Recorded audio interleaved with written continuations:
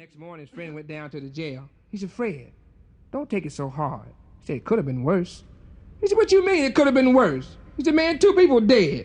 I might get the electric chair.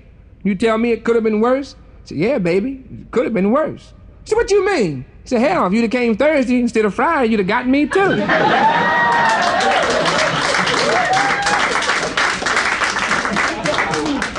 You can't be a gentleman today. Try to be a gentleman and get cussed out. Back home in Philly, Broad and Pine, lady lay up in the street, buck naked. Naked!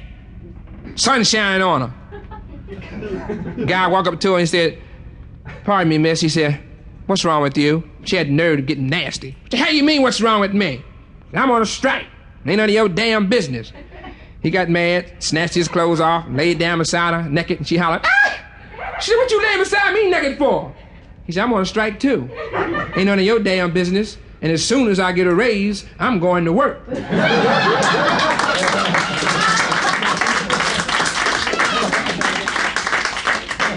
friend of mine was on the way home late one night. He was an insurance man, saw a lot of insurance, and he had a flat tire. And he parked his car on the highway. And he went down through the woods, and there was a house with a light on. And he went in the house, and there was an old man on the telephone. Operator. He stopped and looked at him. He said, I guess you want a room for the night. The guy said, yeah. He said, well, you can crawl in there in the bed with my wife. The guy was too tired to argue, so he just went on in there and got in the bed with the guy's wife. Next morning, he got up, came back down the hall. The old man was still on the telephone. Operator. Stopped, looked at him. He said, you sleep all right?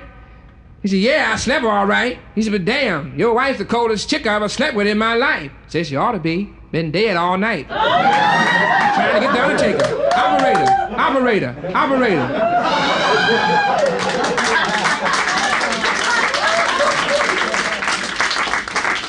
And my friend, Charles, he went down to see about his wife at the hospital. And the doctor came out in the hall. He says, Charles, there's nothing we can do. Your wife has been completely eaten up by cancer. He said, there's nothing we can do to save her. We've did everything humanly possible. Just a matter of time. He said, you can go inside and talk to her. And he walked in the hospital room, looked down at his dying wife. He said, baby. He said, look at you. He said, look at you laying there. He said, here we done been together 25 long years. He said, here I done loved you in every way I know how. He said, now you want to leave me like this? He said, baby. He said, is there anything you want me to do? She said, yes, cancer. Bite me one more time.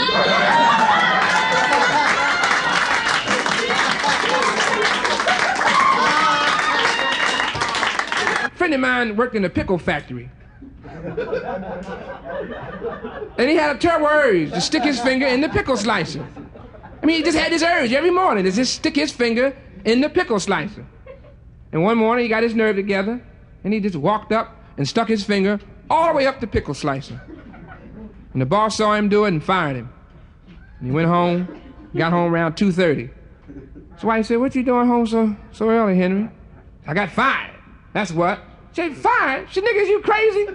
Through all these bills piling up, gas bill just came in this morning, phone bill came in, lights overdue, getting put out next week. You talking about fired? She said, yeah, I got fired. She said, what'd you do?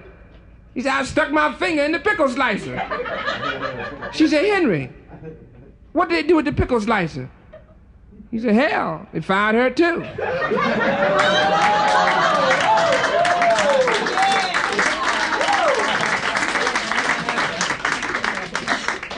Lady hadn't seen her husband in about a year.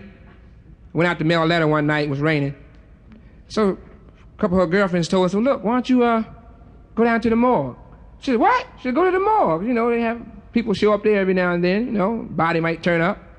So she went down to the morgue, told the guy, an old man that left home about a year ago, and then had they brought anybody in.